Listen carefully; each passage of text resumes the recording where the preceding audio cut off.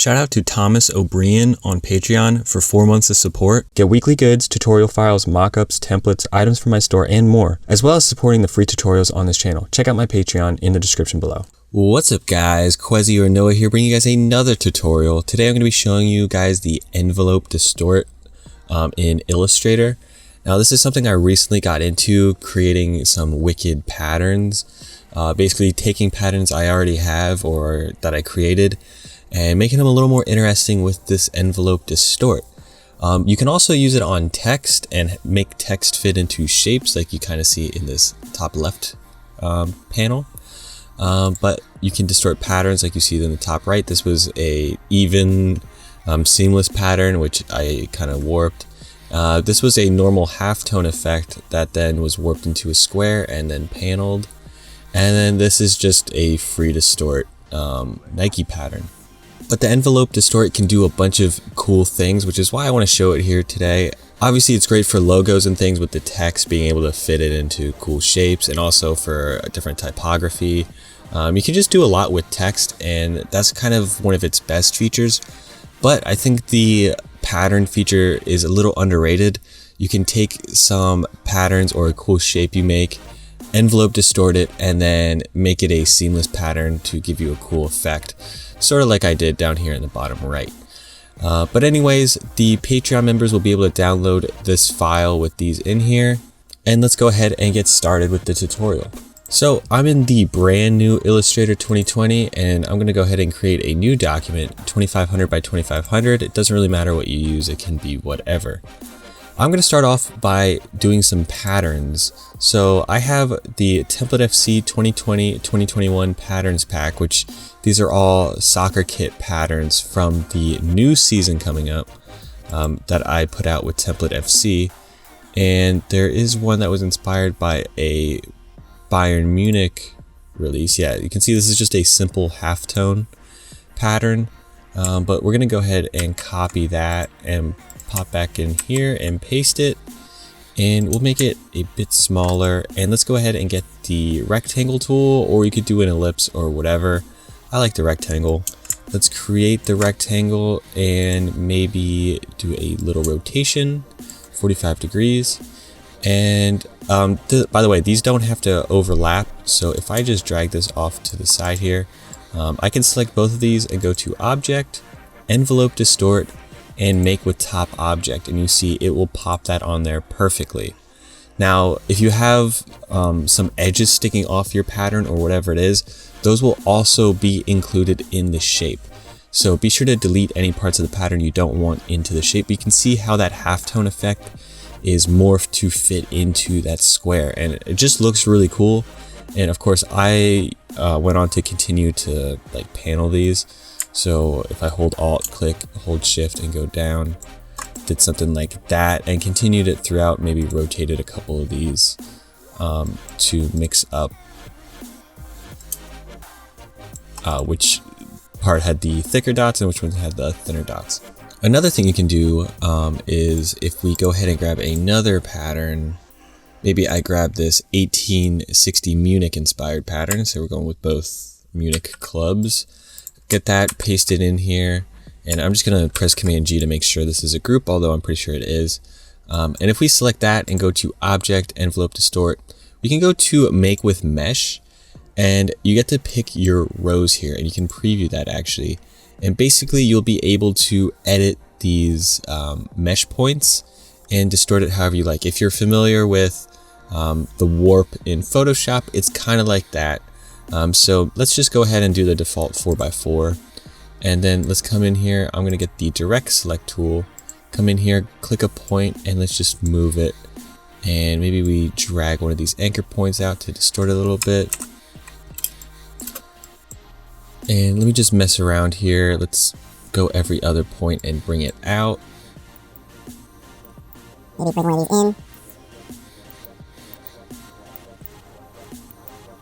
Move some stuff around. I'm not really I don't have a shape in mind, but I'm just distorting it to show off what you can kind of do here. So say that's pretty good. There you go. There is the mesh. And obviously this looks a bit ugly, but if you had something in mind, You could create some really cool effects. Actually, this isn't too bad now that I'm zoomed in. You could do some cool stuff with this. But it's a lot more interesting than that seamless pattern that was here before.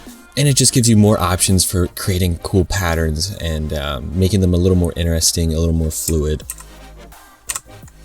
And then if we grab one more pattern real quick, we'll just actually, this is, oh no,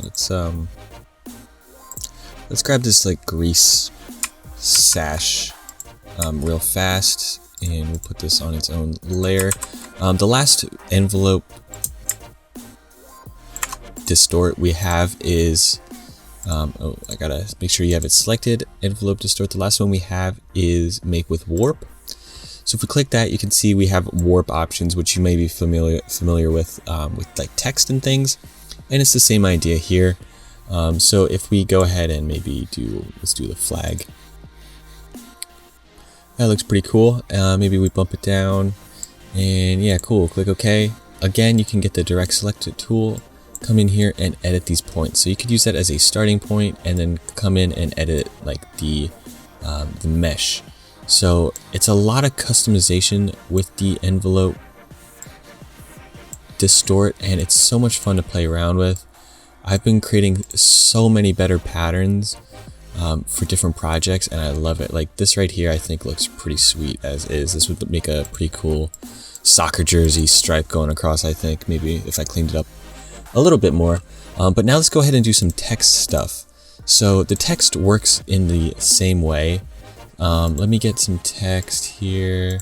So I have some text here, and this is the font Bebas New, which is one of my favorite fonts.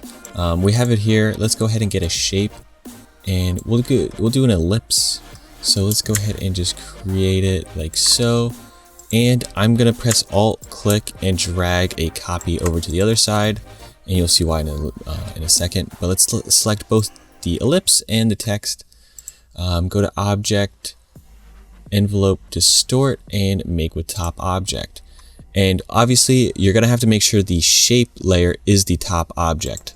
So let me go back real quick, and if I make this a different color for the time being, you'll notice if I drag this on top, it is on top of the text. If I put the text above using command bracket and I try this, it will not work. So you need the shape on top.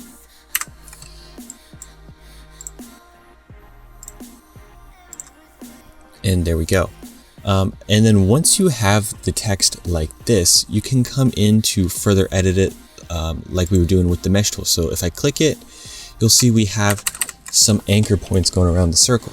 So you can come in with the direct select tool again, click an anchor point, and mess with it. So maybe we want to bring that out, and we can create kind of like a liquidy text effect almost, and mess around with this a little bit.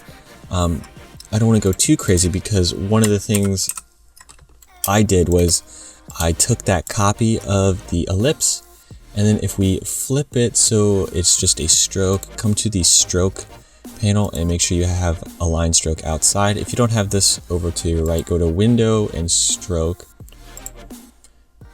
And I'm going to bump this up to about 40. That might be a little thick. Bring it over here and maybe increase the size so it has a little white gap. Yeah, there we go. And you can fit it inside the circle. Obviously this isn't perfect because I've already distorted the text a little bit, but you can do stuff like that to fit it into the shape, and then you have your duplicated ellipse so everything will fit into it nicely. Also, if you wanted to edit this text now, if I click the text, you'll notice it's still like we got the different points going around. But up here, you'll notice there is a mesh, which is edit envelope, and there's a star, which is the edit content. So if I click edit contents, you can see I can edit the text. So I could say, thanks for watching, or whatever, and you can see it fits in there with the same distorts. So if you created a logo that you wanted to sell or something like that, you would be able to change the text for the client that was purchasing, or whatever. And you can also come in here and then change the color. So we could make that, let's make it a visible color, a blue, and there you go. The final thing I want to show you guys real quick, if we go ahead and create another new layer with the text again, and instead of doing a object distort, we just go with the mesh again. We'll do 4x4 once more, click OK. You can do some awesome like liquidy or like wavy text. So if I select all of these points in a column, hold shift and select another, click one of the points and bring it up, we can create cool wave text like that. And stuff like that is real easy to do with these. Maybe we go across this way now and then distort it over, do the same thing down here. Boom, there's some awesome like ripply text, and it's just real quick to do. This is one of my favorite things in Illustrator. Ever since I started using it with patterns and things. I don't really use it for many text things, but I know a lot of people probably will. To me, this is great for patterns, and I hope you guys enjoyed it, and I hope you will use it for something awesome. If you guys enjoyed this tutorial, be sure to leave a like, subscribe to my channel for more tutorials, follow me on Twitter at Qehzy, follow my Instagram, that's Qehzy. Check out my Patreon down below. The people that are there help support the free tutorials on this channel as the channel is not monetized. Also, they get shout outs in videos, they get video tutorial files, they get just general files from me, they get weekly goods, a bunch of good stuff. So if you feel like supporting and downloading some awesome things, check that out. Thank you guys for watching, and I will see you guys in the next one. Peace.